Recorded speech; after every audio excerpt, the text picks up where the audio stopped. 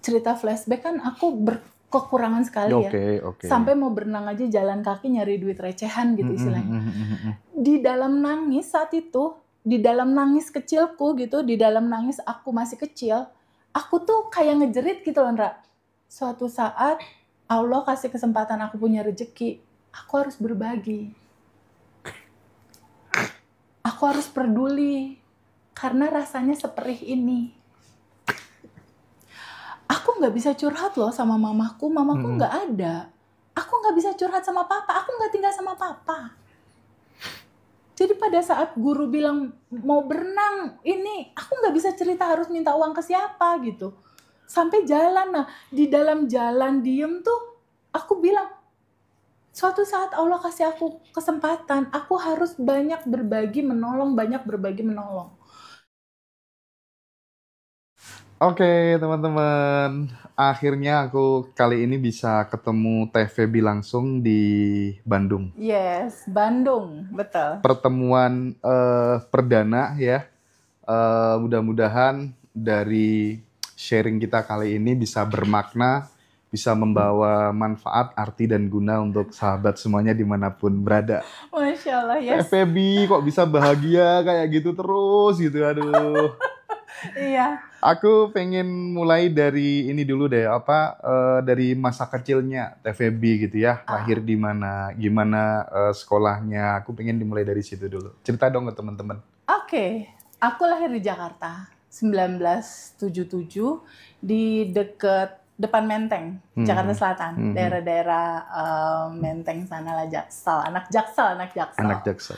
Nah, pada masa itu mama papaku masih harmonis, tapi pada saat aku masuk di TK dan kakakku boy ke kelas 3, kelas 4 lah, aku menjelang SD kelas 1, mama papaku divorce, cerai saat itu. Nah, ada satu fase di mana sepertinya cerita serunya dimulai dari situ, Ndra. Iya. Di mana papa mama tuh bilang, Feby mau ikut mama atau mau ikut papa gitu. Mau ikut mama atau mau ikut papa. Sebagai anak yang mencintai mama papa, bingung untuk milih gimana ya, mau ikut mama, kangen papa ntar. Mau ikut papa, kangen mama. Tapi akhirnya berjalan, Boyke juga sama ditanya seperti itu. Sampai akhirnya, jadi kita tuh 2 bersaudara, Feby Suryanata sama Boyke Suryanata, kakakku. Kita tuh sampai kayak mutusin gak mau sekolah gitu setahun. Gara-gara kayak demo gitu. Sok gitu ya. Karena keluarga. Akhirnya Boyke tinggal di Om, yang waktu itu melahirkan pemahaman tentang kecintaan dia tentang Harley Davidson. Aku juga waktu itu nggak tinggal juga di Mama waktu itu. Sempet akhirnya aku juga tinggal di nenek di Purwakarta sama Boyke. Masa itu tuh bener-bener masa-masa kecil yang kayaknya nggak semua anak ngelewatin itu tuh. Masa yang memang harus bisa membawa diri, harus bisa, nggak bisa manja-manjaan sama papa, karena saat itu papa udah nikah lagi juga. Terus nggak lama kemudian, beberapa tahun setelah itu mama juga nikah lagi. Jadi masa-masa dimana masih kecil pengen dirasakan penuh orang tua utuh tuh nggak ada. Aku rasa mungkin cerita endapan emosi itu berawal dari situ tuh. Nah, dalam kebingungan ketakutan aku sempat merasakan, aku Boyke nggak salah, merasakan nggak sekolah selama setahun karena situasi ekonomi yang tidak memungkinkan. Sampai nggak sekolah setahun? Sampai pernah aku nggak sekolah setahun. Terus situasi yang aku juga pernah merasakan ketika misalnya anak-anak lain mau berenang gitu, terus aku nggak punya uang, Ndra. Dan aku tuh waktu itu bayar berenang itu sekitar 500 perak tahun 80-an lah. Aku tuh yang Feby kecil tuh jalan gitu kan, jalan dengan harapan kali aja nemu duit. Ya Allah. Kali aja nemu duit 500 atau berapa gitu. Sampai proses perjalanan akhirnya lama nggak tinggal sama mama, aku akhirnya ikut papa, terus aku punya stepmom. Aku pernah mengalami satu fase di mana I have ibu tiri gitu istilahnya, yang banyak warna banget lah saat itu. Aku pindah ke Bandung waktu itu. Tinggal di Bandung, mengalami satu situasi di mana anak-anak lain tuh orang tuanya utuh, sementara aku harus masak di dapur nemenin nenek, tapi anak-anak lain tuh bisa pergi ke mana main, aku nggak boleh main, aku cuci piring. Oke. Ngalamin tuh tekanan-tekanan batin yang ya Allah, bahagia ya jadi mereka, bahagia ya jadi mereka, bahagia ya jadi mereka. Sementara aku nggak diperlakukan seperti itu gitu, situasi yang lalu tuh. Tapi semua berjalan, sampai pada akhirnya aku kuliah di Bandung. Boyke juga kuliah di Bandung, Boyke duluan lulus, lalu Boyke berangkat ke Amerika. Nah, Boyke berangkat ke Amerika, aku kuliahlah di Unicom, ngambil komputer akuntansi di Pati Ukur. Nah, perjalanan cerita itu sampai di dunia dewasanya itu udah masuk pelajaran filsafat Indra, ujungnya. Tapi kisah kecilku kurang lebih kayak gitulah. Oke. Nggak semua anak-anak melewati kepahitan perjalanan seperti itu. Oke, aku bisa merasakan gitu ya, karena kurang lebihnya masa laluku juga seperti itu gitu ya. Dari kelas 3 itu bapak sudah nggak ada gitu ya. Waduh, pokoknya pokoknya nggak enak lah ya. Oke. Tapi yang aku pengen konfirmasi ke Teh Feby, di saat kemudian ayah dan ibunya divorce gitu ya, terus kemudian sampai berhenti sekolah 1 tahun gitu, ada nggak sih semacam kayak, wah ini nggak bisa, kondisiku begini terus, nanti aku harus mengubah nasib gitu. Sesuatu yang diinginkan di masa depan tuh seberapa kuat gitu, Teh? Ya, kalau masa kecil waktu itu nggak kepikir gitu, Ndra. Karena belum sampai kepada pendewasaan seperti itu. Tapi trigger terbesar tuh pada saat aku kuliah. Nah, pada saat kuliah kan aku tinggal di tempat nenek, tapi step grandma gitu. Nah, di masa tinggal di nenek di Bandung waktu itu kan harus pandai-pandai membawa diri lah, ya cuci piring, yang masak, yang ngurusin keponakan baru lahir, baru bisa kuliah gitu. Satu hal yang aku merasa gini, pada saat waktu itu sempat ada beberapa saat lama di Jakarta, aku tuh tinggal di satu kota di Jakarta yang daerah itu tuh daerah sabu-sabu, daerah putau, daerah-daerah yang memang situasinya itu membuat pemuda kalau ada di sana udah pasti make, Ndra, udah pasti DO, udah pasti overdosis gitu istilahnya. Nah, di kala saat seperti itu akhirnya aku memutuskan, Feby mau tinggal di Jakarta tetap atau mau tinggal di Bandung? Aku memutuskan tinggal di Bandung saat itu karena yang tadi Hendra bilang itu, kalau seandainya aku tetap berada di dalam lingkungan seperti ini, pasti nasibku nggak akan jauh tuh dari lingkaran itu gitu. Nggak akan jauh dari lingkaran itu. Tapi kalau seandainya aku mau merubah nasib, aku harus pindah ke tempat baru. Makanya waktu itu pindah ke Bandung. Nah, satu sisi yang aku pikirkan gini, waktu aku di Jakarta, itu kan free sex udah luar biasa banget, Ra. Jadi dari SMP tuh free sex tuh udah biasa. Tapi beruntungnya papaku memberikan nilai-nilai yang kayaknya nggak semua ayah menyampaikan itu. Papaku bilang gini, Feby, kamu perempuan, kamu jaga diri kamu, untuk hal yang satu itu, kamu harus kasih hanya untuk suami kamu. Karena itu sesuatu yang mahal untuk diberikan gitu. Jadi waktu itu walaupun aku tinggal di Jakarta, itu terjaga gitu. Nah, tapi aku mikir, tapi kalau di dalam lingkungan kayak gini gimana bisa dapetin yang baik? Akhirnya aku memutuskan pindah ke Bandung. Nah, di Bandung itulah mulai ada cerita tentang, oh ada sesuatu hal yang lain ya daripada hanya hidup. Ya filsafat itu, Ndra. Jadi kampusku di Unicom, Jalan di Pati Ukur, kebetulan guru filsafat aku tuh rumahnya di Pati Ukur 90. Jadi antara kampus sama tempat sekolah filsafat aku itu jaraknya cuma sekitar 100 meter gitu. Oke. Tapi memang ketertarikan masalah agama itu udah berlangsung lama sih sebenarnya. Udah ada ketertarikan dari dulu gitu. Karena di situ aku udah mulai berdoa, ya Allah, rasanya seperti ini ya kalau mama papa pisah, kalau nggak punya uang gitu istilahnya, kalau banyak keterbatasan, terus harus gimana merubah hidup. Aku cuma tahu satu-satunya cara untuk merubah kan kita harus dekat sama Allah, karena Dia yang punya segalanya untuk merubah gitu. oh aku simpel waktu itu, aku jadi remaja masjid aja deh. Hmm. Jadi waktu itu aktif di remaja masjid di Bandung, Oke. apa-apa ikut kegiatan-kegiatan masjid. Tapi yang mereformasi cara berpikir dan lain-lain itu semuanya dari sekolah filsafat di Pati Ukur sih yang 16 tahun itu, Ndra. Oke. 1996 sampai 2012 sampai guru filsafatku meninggal saat itu. Terus jadi filsafat itu sebagai pintu pembuka untuk TVB mempelajari sesuatu yang mungkin terkadang kita dari kecil udah dikasih dogma-dogma yang terkadang tidak rasional gitu. Akhirnya mulai dari situ mulai berani, oke belajar ini, belajar itu gitu. Kan banyak yang dipelajari ya. Iya, banyak. Nah, saat itu juga sebenarnya untuk kata filsafat beberapa keluarga kan juga agak-agak karena gambaran kebanyakan umum kalau yang belajar filsafat itu kan rata-rata yang umurnya udah 60, 70, yang udah tua lah gitu, Ndra. Ini kan saat itu aku umur 18 tahun, Ndra. Baru semester 1 gitu loh. Baru lulus, baru semester 1, tapi jadi gini loh, Ndra. Ada sesuatu di luar kuasa kita yang aku rasakan ya, yang menarik untuk aku melakukan itu gitu loh. Jadi papaku, kakakku, mamahku itu sebenarnya bingung sama aku. Bingungnya apa? Kamu kan perempuan, ngapain sih dalam-dalam pelajarin agama gitu. Terus kakakku bilang Boyke, nanti Boyke juga bisa komen deh. Dia nggak suka sebenarnya, nggak suka maksudnya, ih ngapain sih Feb dalam-dalam belajarin filsafat? Mau dikatakan suka nggak suka, honestly saat itu aku nggak punya kuasa untuk nggak melakukan belajar gitu loh, Ndra.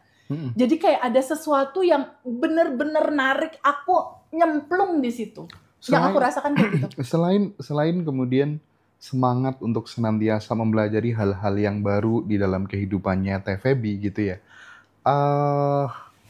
Kegiatan atau hal-hal positif apa yang dilakukan TVB ketika remaja itu yang kemudian itu tidak dilakukan oleh banyak orang gitu. Artinya apa ya kalau dalam bahasa pesantren tuh kamu punya amalan khusus apa gitu ya yang itu sebagai tabunganmu untuk masa depan kayak gitu, apa yang bisa di-share ke teman-teman gitu? Iya, Ndra, jadi kan tadi cerita flashback kan aku berkekurangan sekali ya, sampai mau berenang aja jalan kaki nyari duit recehan gitu istilahnya. Di dalam nangis saat itu, di dalam nangis kecilku gitu, di dalam nangis aku masih kecil, aku tuh kayak ngejerit gitu loh, Ndra. Suatu saat Allah kasih kesempatan aku punya rezeki, aku harus berbagi. Aku harus peduli karena rasanya seperih ini. Aku nggak bisa curhat loh sama mamaku nggak ada. Aku nggak bisa curhat sama papa, aku nggak tinggal sama papa. Jadi pada saat guru bilang mau berenang, ini aku nggak bisa cerita harus minta uang ke siapa gitu. Sampai jalan, nah di dalam jalan diem tuh aku bilang, suatu saat Allah kasih aku kesempatan, aku harus banyak berbagi menolong. Itu terus, jadi lucunya aku gini loh, Ndra. Ketika pada saat waktu SMP ataupun kuliah semester 1, kan banyak banget ya kayak diperlakukan berbeda, yang lain misalnya makan ayam, aku makan tempe misal gitu ya. Atau yang lain jalan-jalan ke Bali, aku nggak diajak sama Boyke.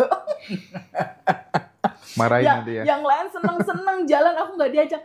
Lucunya seorang Feby kecil itu selalu begini, ini rasanya sakit, aku nggak boleh lakukan itu sama orang lain. Ini rasanya sakit. Kalau ada anak kecil yang dalam posisi aku harus membahagiakan, aku harus menggembirakan, aku harus memberikan lebih. Itu yang aku lakukan. Pada saat mulai kuliah gitu. Mulai kuliah kan udah mulai bisa ada bisnis-bisnis ini itulah gitu kan. Teman butuh apa, mulai punya uang sendiri. Di situ aku memulainya dari sedekah ke masjid karena deket rumah kan. Dan aku mulai dari dulu memang mulai sering ke anak yatim, panti jompo, terutama anak-anak yatim yang lahir tanpa diinginkan. Jadi suka beliin pampersnya, suka beliin susunya. Bahkan Kang Aswan ya, tadi waktu kita makan siang gitu, aduh aku tuh Mas, bawa mobil, berhenti, ini ada orang, dikasih, jalan lagi dikit, berhenti lagi, ada orang, dikasih. Selalu diajak kegiatan gitu terus sama TVB. Tapi Kang Aswan cerita juga loh, wah dulu tuh ngeri waktu masalah Harley itu selama Yes, 24 jam ya. Terus yes. belum lagi gendong si Adam kalau nggak salah ya. Sampai, Rara, ada masih di oke, perut. oke, Heeh. Terus kemudian apa, pernah nginep tidur di kantor segala macem. Benar, Aduh, benar, benar. itu termasuk masa paling sulitnya dihadapi Feby ya. Yes, itu perjalanan hidup paling low-nya aku. Gimana nggak low? Aku lagi hamil 7 bulan, aku bawa Rara anak kecil, aku nggak ada pasangan dan harus ngeganti 1,3 M. Kakakku jauh, Boyke, papaku udah meninggal, nggak ada siapapun kecuali Allah. Karena aku punya Allah, jadi aku bilang, aku punya Allah yang besar. Jadi semua masalahku kecil. Karena aku punya Allah yang begitu besar. Jadi kunci dari kesuksesan perjalanan hidup itu sebetulnya prasangka yang baik terhadap Allah di atas rata-rata. Di atas rata-rata, Yes, itu kuncinya ya. must be di atas rata-rata. Itu Iya. aja, pegang aja itu terus. Ingat-ingat ya teman-teman ya, kasih underline ya. Prasangka yang baik kepada Allah di atas Di atas rata-rata. rata-rata. Banyak tadi yang tanya, Mas channelnya kehack dan lain sebagainya. Iya, aku konfirmasi sekalian ya. Di depan orang yang istimewa juga, TVB gitu ya. Jadi channelnya kita itu kena hack teman-teman tanggal 14 Januari kemarin. Itu tidak hanya channel Ngaji Roso gitu. Jadi ada 14 channel yang aku bangun mulai di 2016 tuh semuanya ludes gitu ya. Tapi no problem gitu ya. Kabut akan segera berlalu, sinar mentari akan kembali bersinar menerangi bumi gitu ya. Jadi banyak pelajaran yang sangat luar biasa yang aku dapatkan. Dan mau balik, gak balik, aku tetap bahagia. Aku tetap fight gitu ya. Jadi santai aja. eh Karena gak enak, berharap balik itu juga gak enak juga gitu ya. Betul, betul. Makanya aku Mending dilepasin. Iya. Lepasin aja, Ndra. Serahkan kepada semesta yang mau tahu jalannya. Oke. Ya. Nah, teman-teman, tadi Teh Feby sempat nyinggung tentang Allah dan lain sebagainya gitu ya Teh ya. Ya. Tidak sedikit teman-teman kita itu yang bingung gitu ya, mencari jembatan untuk terhubung dengan Tuhan atau kecerdasan yang tanpa batas gitu, atau apapun lah ya Apapun namanya nama ya. itu disebut ya. Aku pengen ada brainstorming gitu ya tentang hal ini gitu supaya teman-teman mudah gitu. Ya. Tapi sebelum Teh Feby jelasin, ini karena banyak pertanyaan, Boleh. jadi teman-teman sementara atau mungkin langsung subscribe aja di channel Ngaji Roso eksklusif gitu. Jadi nanti akan banyak channel yang bermunculan, jangan kaget. Ada Ngaji Roso eksklusif, Ngaji Roso Reborn, ada Ngaji Roso official, ngajiroso.com ya. Tenang teman-teman ya, aman. Dan ikutin juga channel Abundant Revolution-nya TVB. Ya, ada 2 channel, Abundant Revolution TVB sama TVB Abundant Revolution. Di situ akan banyak konten-konten yang top nanti ya. Oke Teh, ayo kita kupas tentang hal ini. Oh, seru. Ya, jadi gini Ndra. Surprise banget Ndra. Beberapa bulan terakhir, ada beberapa yang ikut kelas private, Ndra. Ada juga yang kelas grup. Berawal dari kisah goals-nya itu dia pengen bunuh diri tapi nggak mau sakit. Nggak mau sakit. Mau bunuh diri elegan gitu. Iya. Aku kaget juga, dan judul mau mengakhiri hidup, judul ini nggak ada solusi. Masalah ini nggak ada solusi. Itu Ndra, dari yang private ada 3 orang, dari yang reguler kelas biasa ada 3 orang juga. Total yang mau bunuh diri ada 6. Masya Allah. 4 tentang finansial, 2 tentang relationship. Gitu. Nah, berawal dari sana, sebuah clue besar harus kita jelasin di kesempatan kali ini. Apa? Teman-teman yang merasa putus asa atau merasa kayaknya aku harus mengakhiri hidup, nggak ada jalan keluar. Jadi rata-rata di versi mereka merasa tidak ada jalan keluar, Ndra. Kenapa mereka merasa tidak ada jalan keluar? mereka berpikir bahwa Tuhan jauh sekali. Oke. Tuhan jauh sekali. Atau bahkan beberapa teman-teman berpikir yang mau bunuh diri itu, bahwa Tuhan sudah meninggalkan aku. Sehingga aku udah gak ada harapan untuk menyelesaikan ini. Iya. Aku gak ada yang bisa menolong. Nah, berawal dari sana sebenarnya substansi solusi dari Abundant Revolution hadir. Bagaimana aku ngehandle teman-teman yang bunuh diri? Akhirnya ketika selesai kelas dia ketawa-ketawa, Ndra.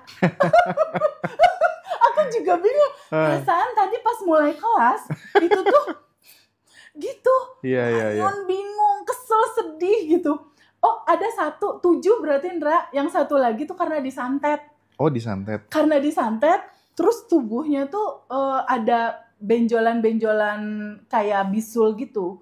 Terus dia merasakan kayak ketusuk-tusuk ketusuk tombak. Terus dan dia nggak bisa ngehandle rasa sakit itu. Akhirnya disandet balik sama TVB, dia nyandet. Enggak, dikembalikan aja kepada cinta murni tanpa batas. Terus. Karena kan solusinya semua cinta. Oh iya. Sebenarnya dari yang 7 orang ini aku cuma nyeritain tentang siapakah sebenarnya diri kamu gitu.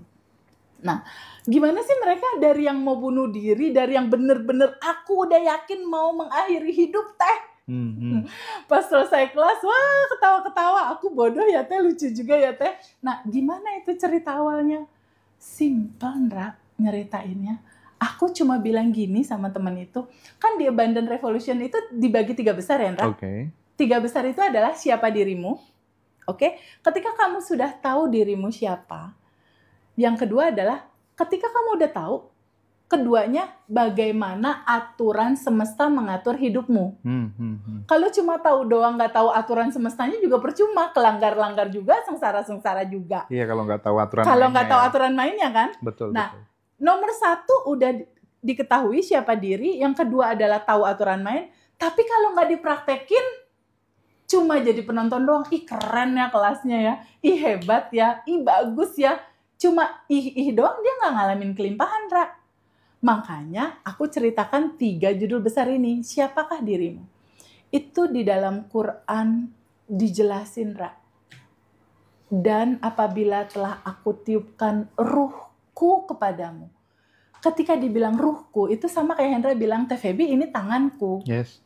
Itu kan kalau bilang TVB ini tanganku kan artinya bagian dari dirimu, Ndra. Bener nggak? Betul. Nah, kalau misalnya Allah bilang kutiupkan ruhku, artinya kan bagian dari diri dia ada di Hendra, ada di aku, ada di teman-teman semua.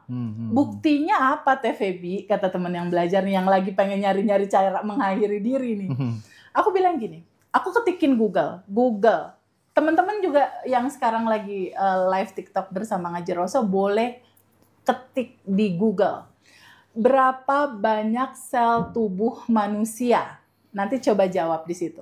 Di situ akan keluar, Ndra. 40 triliun sel. 40 ribu? 40 triliun. 40 triliun? Yes, Oke. 40 triliun sel. Jadi ada sel darah, sel tulang, sel rambut. Itu totally 40 triliun sel. Teman-teman boleh cek. Dan tolong respon di Ngaji Roso. 40 triliun. Oke. Valid ya, yes. Teman-teman yang ngecek ya, bukan dari omongan aku ya. Ini adalah kedokteran, Ndra. Kedokteran itu ilmiah, oke?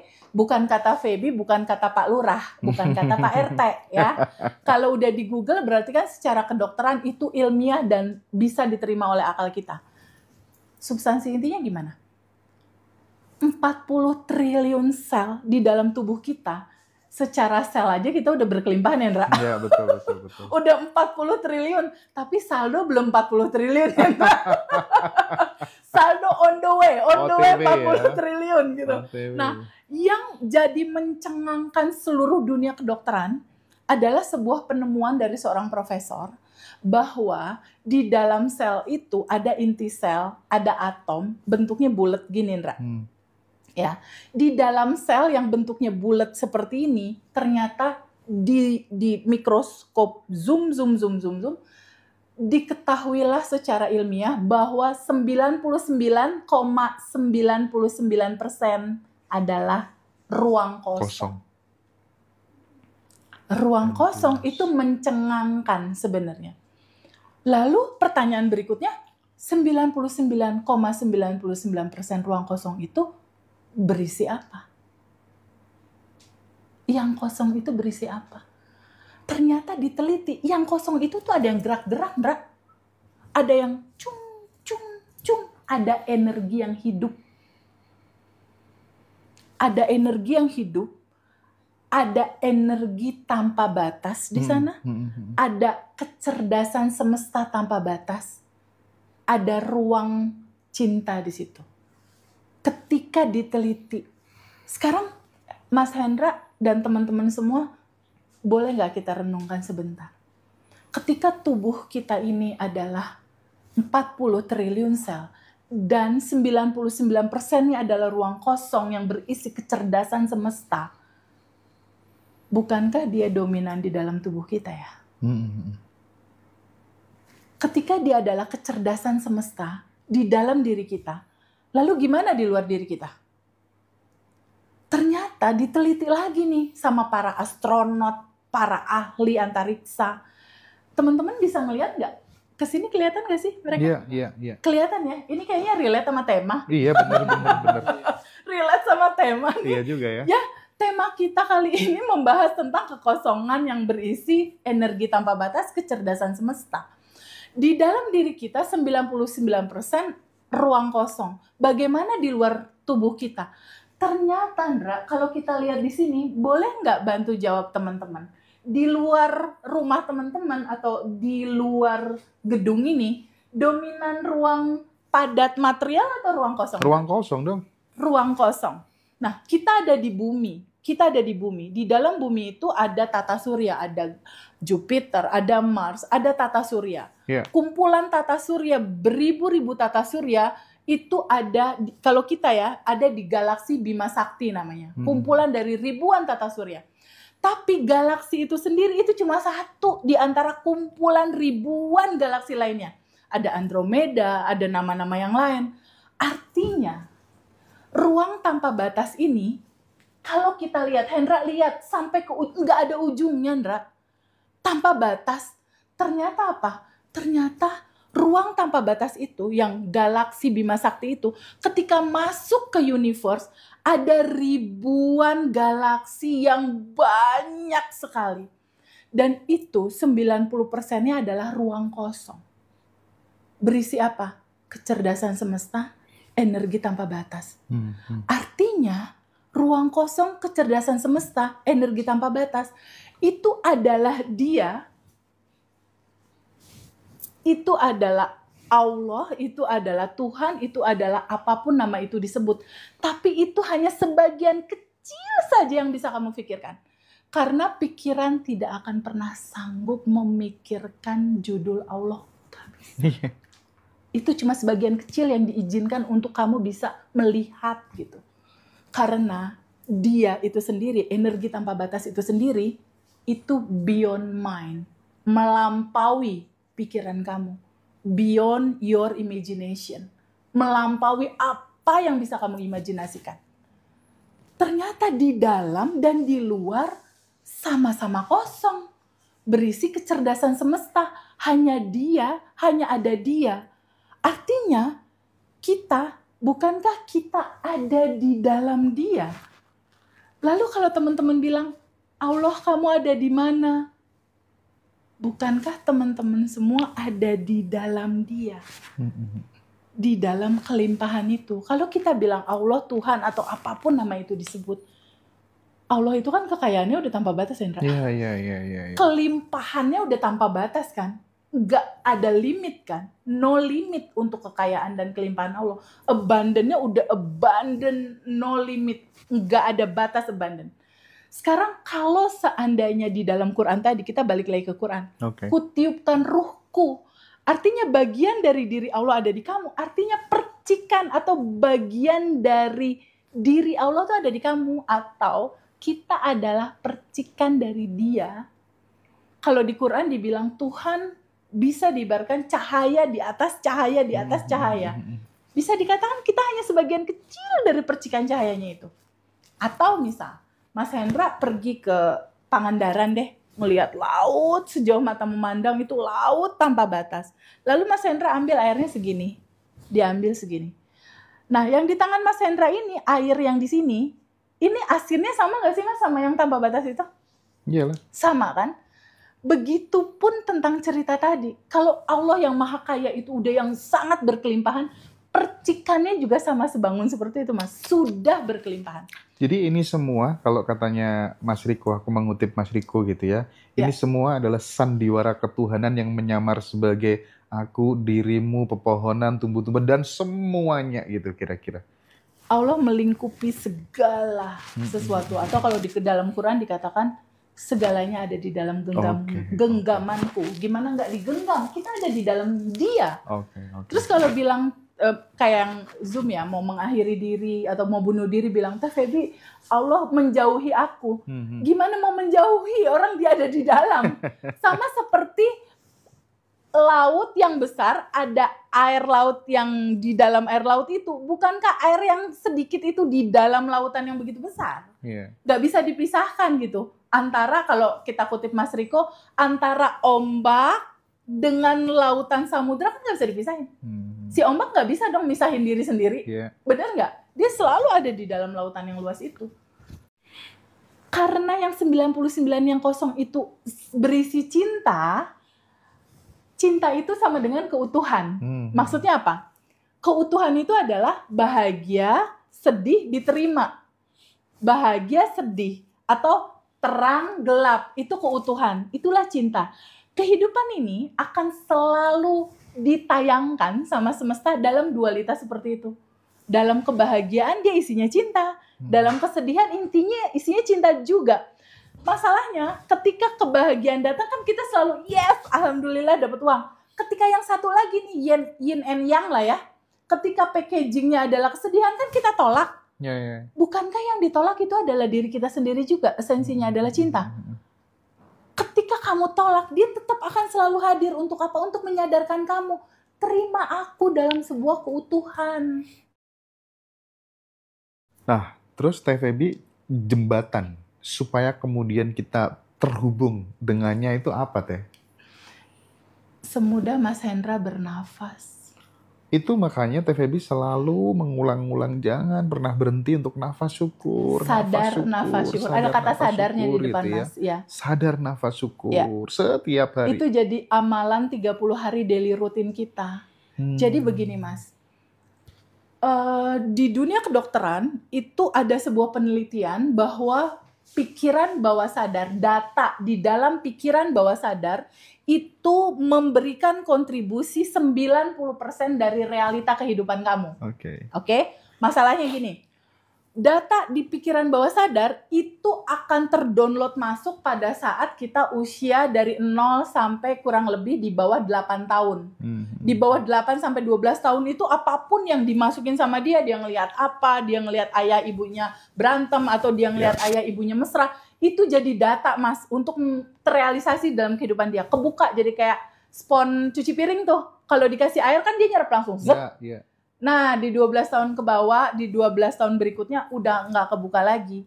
Tapi ada 2 momentum waktu. Di mana pikiran bawah sadar itu kebuka lagi. Kapan? 5 menit sebelum tidur. Dan 5 menit saat kamu bangun tidur. It's a very golden time untuk masukin data. Masalahnya orang umum, nih kita lihat realita teman-teman, mungkin nanti teman-teman boleh komen ya. Realita teman-teman yang pada punya utang, yang baru putus cinta, yang gak jadi menikah, 5 menit sebelum tidur, mereka gini, Ndra. Duh, cicilan gimana ya besok? Bisa gak ya? Duh, ya Allah, gimana ya? Dalam ketakutan, dalam kebingungan, dalam keresahan, dalam kekhawatiran.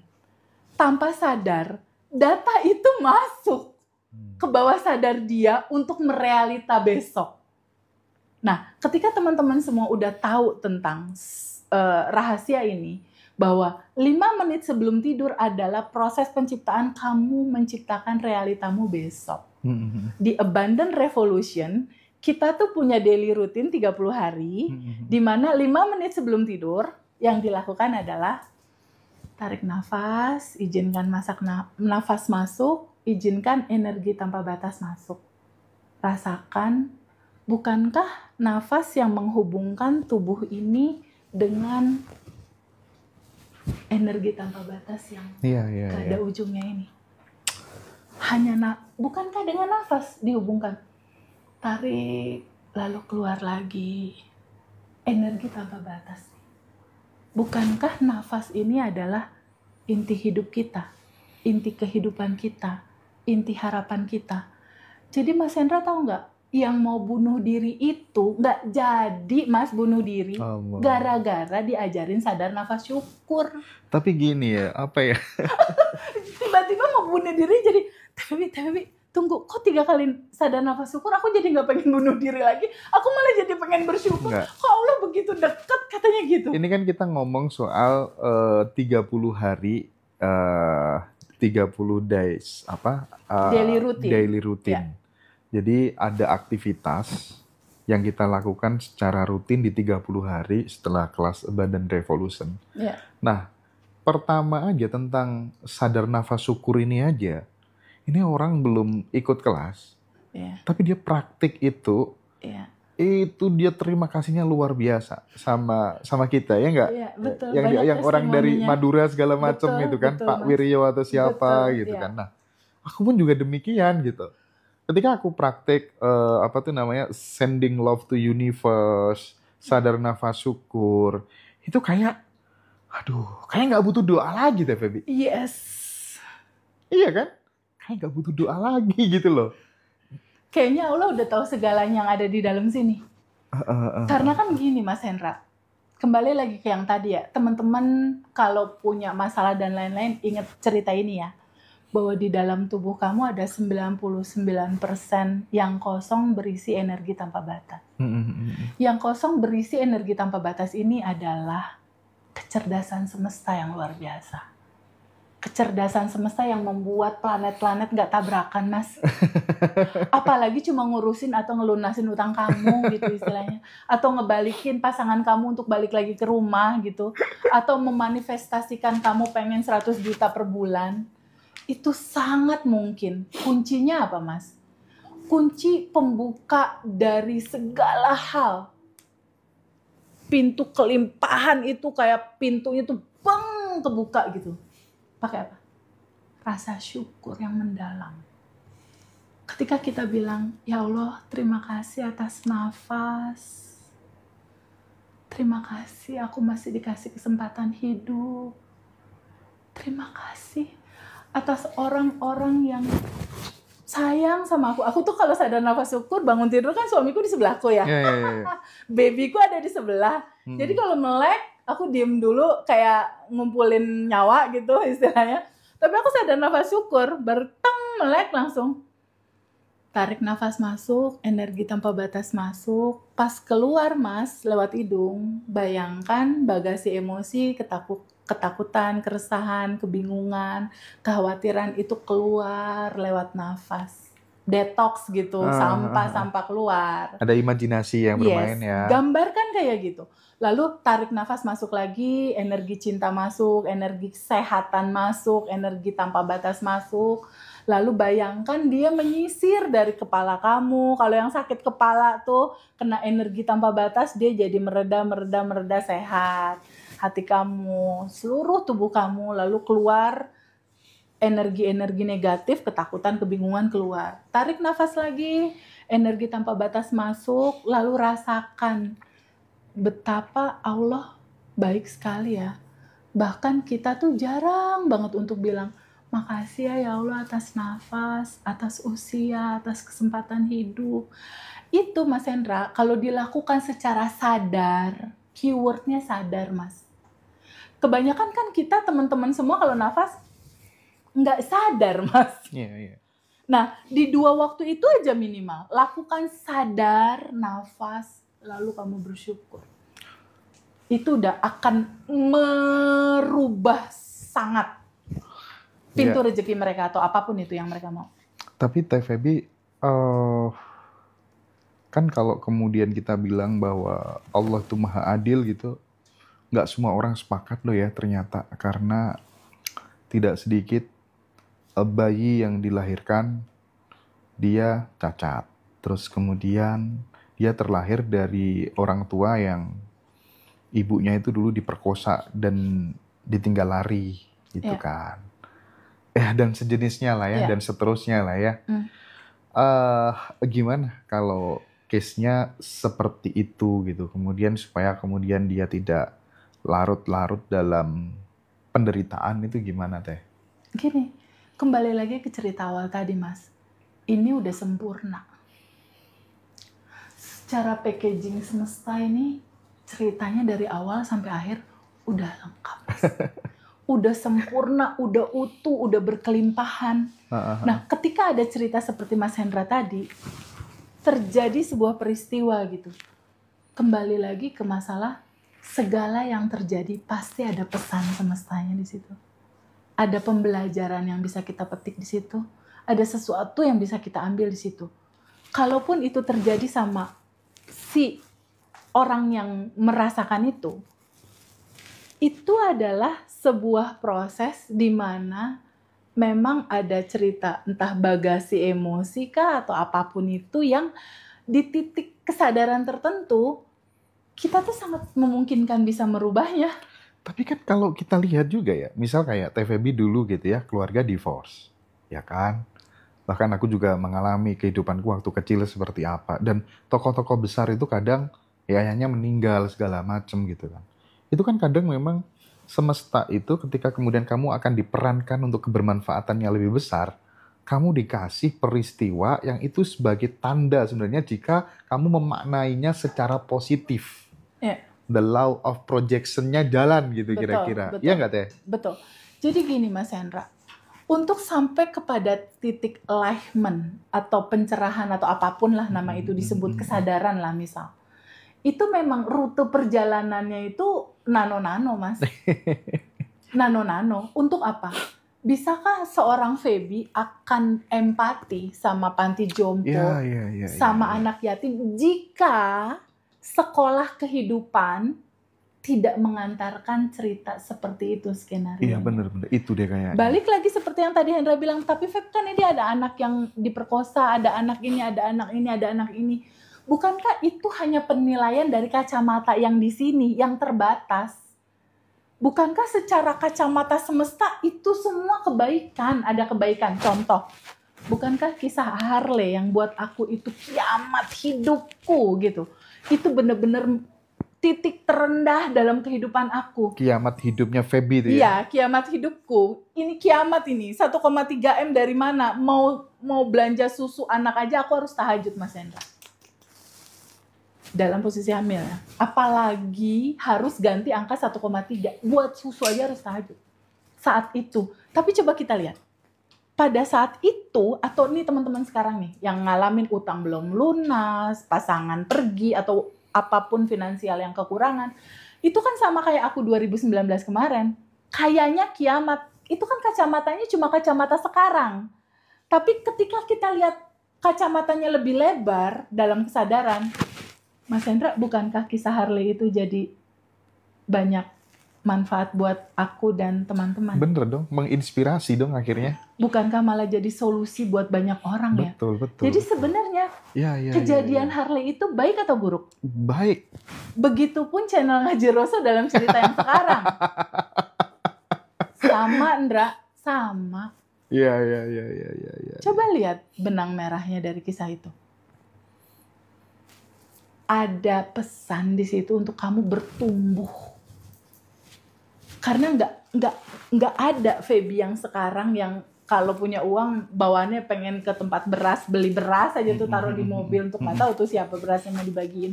Nggak akan bisa ada empati sekuat itu kalau aku nggak ngalamin mama papa cerai, aku nggak tinggal sama mama, nggak tinggal sama papa, aku mau beli sesuatu aja juga nggak ada uang, nggak akan ada rasa itu, nggak akan.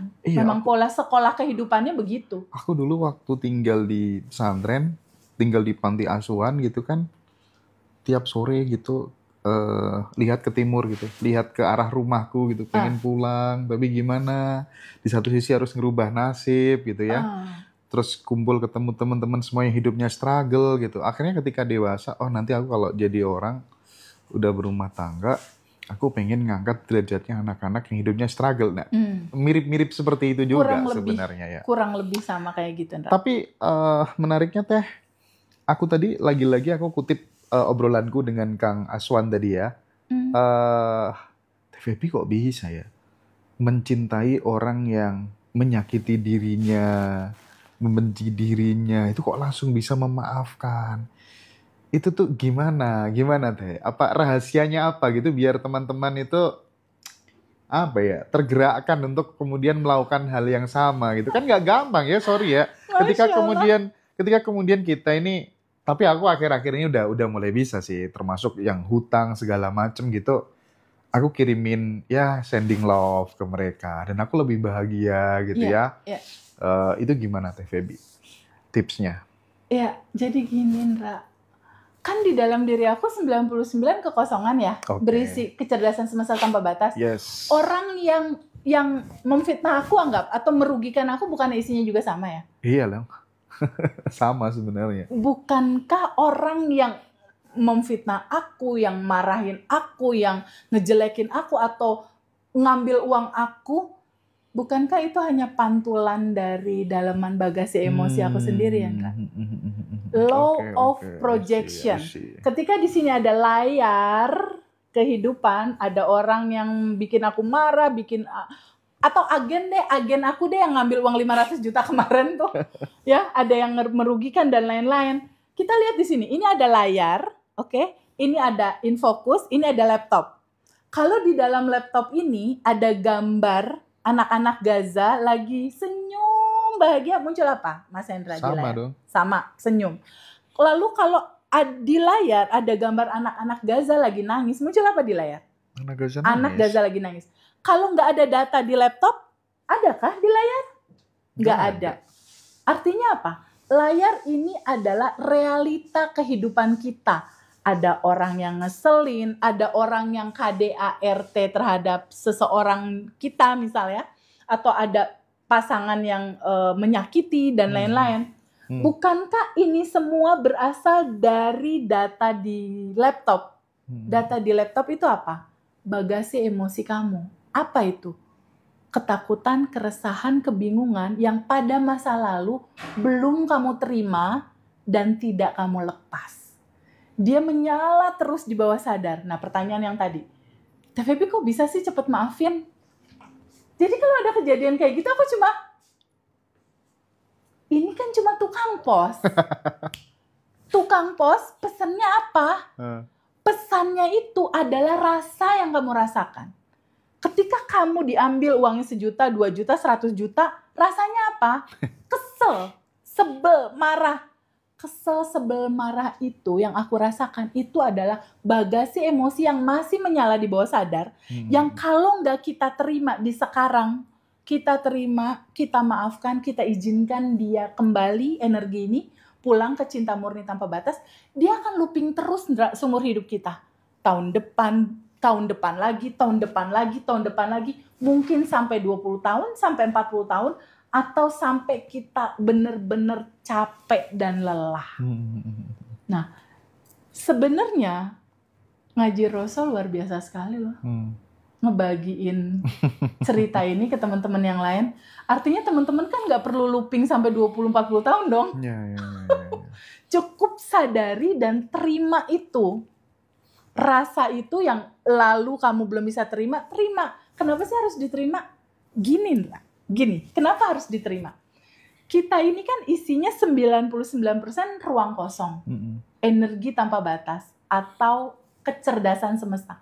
Kecerdasan semesta itu berisi apa? Jawaban kecerdasan semesta berisi apa? Itu adalah Quran 114 surat, itu kalau diperes dia jadi surat Al-Fatihah. Surat Al-Fatihah itu artinya pembuka. Apa yang harus dibuka? Buka kamu siapa? Bukalah diri kamu siapa? Kamu kan sebenarnya nggak ada, yang ada kan cuma yang 99 itu aja sebenarnya. Nah, diperes lagi dia jadi hanya Bismillahirrahmanirrahim atau yang maha kasih, maha sayang, kalau bahasa umumnya, atau lebih intinya lagi adalah cinta. Jadi kesimpulannya, Andra, Allah sama dengan cinta. Allah sama dengan cinta murni tanpa batas. Karena yang 99 yang kosong itu berisi cinta, cinta itu sama dengan keutuhan. Maksudnya apa? Keutuhan itu adalah bahagia, sedih, diterima. Bahagia, sedih, atau terang, gelap, itu keutuhan. Itulah cinta. Kehidupan ini akan selalu ditayangkan sama semesta dalam dualitas seperti itu. Dalam kebahagiaan dia isinya cinta. Dalam kesedihan intinya isinya cinta juga. Masalahnya ketika kebahagiaan datang kan kita selalu yes, alhamdulillah dapat uang. Ketika yang satu lagi nih yin and yang lah ya. Ketika packagingnya adalah kesedihan kan kita tolak. Ya. Bukankah yang ditolak itu adalah diri kita sendiri juga? Esensinya adalah cinta. Ketika kamu tolak, dia tetap akan selalu hadir untuk apa? Untuk menyadarkan kamu, terima aku dalam sebuah keutuhan.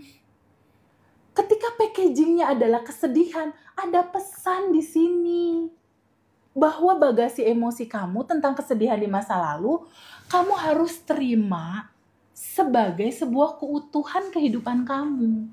Kalau kamu tolak, dikejar-kejar terus, Ndra, sebagai bentuk loopingan sampai dia sadar. Jadi kenapa aku kalau orang yang ngeselin aku, yang merugikan aku, malah aku sending love, oh bahkan jangan kayak gitu, Ndra. Kemarin ada kisah ya, yang buka kelas, nggak izin ya sama kita, ya kan? Ada sesuatu hal yang kaget gitu aku. Biasanya aku kalau kesel, kalau aku tahu dia dan tahu nomor rekeningnya, aku transfer duit. Sending love-nya pakai duit. Ya, action gitu ya. Konkret gitu ya. Jadi pertama aku sending love, dia sebagai pengantar pesan, kedua pengen lebih asik lah, M-banking. Cobain deh teman-teman, asik lah rasanya.